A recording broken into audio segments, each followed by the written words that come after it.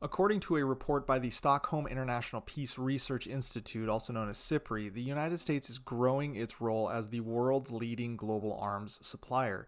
The report was released on Sunday and reveals a significant rise in U.S. arms exports driven by increased defense spending by European allies. From 2019 to 2023, U.S. arms exports surged by 17% compared to the previous 5 years, boosting its share of global arms market from 34% to 42% and affirming the U.S. status as the top global arms exporter, and it's not even close. Additionally, the U.S. saw a staggering 50% increase in new contracts. This growth coincided with a notable 94% rise in arms imports by European countries during the same period, with obviously Ukraine becoming the continent's largest arms importer due to its war with Russia.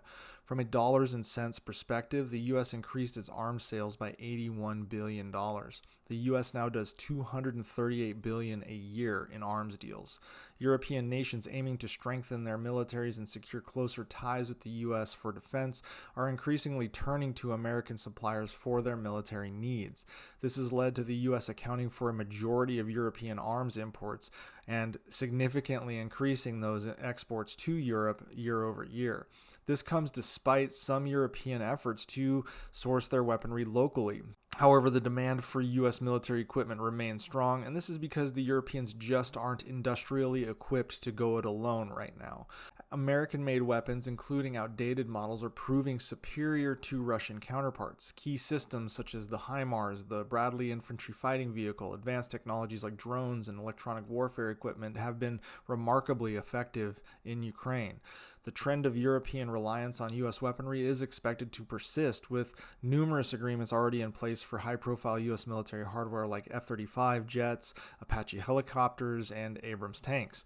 The likelihood of additional contracts, especially for air defense, and including systems like the Patriot in response to the missile threat that Russia continues to present, remains very high. So this equipment is going to continue to be purchased from the U.S.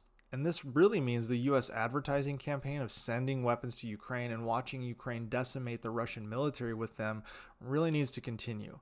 With ongoing contracts and future sales as NATO grows and integrates, the U.S. is set to reap a windfall to the tune of hundreds of billions per year, well over the amount the Biden administration wants to allocate towards Ukrainian military aid. Meanwhile, Russia's arms export industry is facing a significant downturn due to the impact of its war with Ukraine and various economic challenges. The latest annual figures show Russia dropped to third in global ranking behind France and obviously the U.S., who is well ahead in first.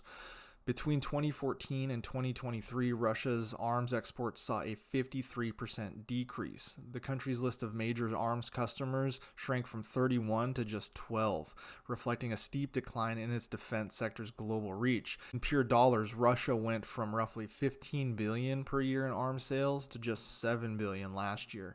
SIPRI conveyed a grim forecast for Russia's future arms exports, noting that this isn't a temporary decline. It indicates that this is a severe challenge that Russia is going to face over multiple years as it tries to maintain its status as a major global arms supplier, but is struggling to do so under heavy sanctions and while fighting a war in Ukraine. 2 years into the war in Ukraine, Russia's own military demands have surged, leading to significant resource allocations to the war effort, which affects its arms export capabilities. Basically, they can't get weapons to other people and other countries because they need it for themselves. Orders have been canceled or delayed. Western sanctions have further restricted Russia's access to necessary technologies and international financial systems, which compounds Russia's challenges to maintain and create advanced weapons systems. Additionally, the war in Ukraine has exposed weaknesses in Russian military technology, undermining its appeal in the global arms market. This has resulted in decreased interest from traditional partners like India, which has shifted its focus to other suppliers like France and is even further investing in its own defense industry.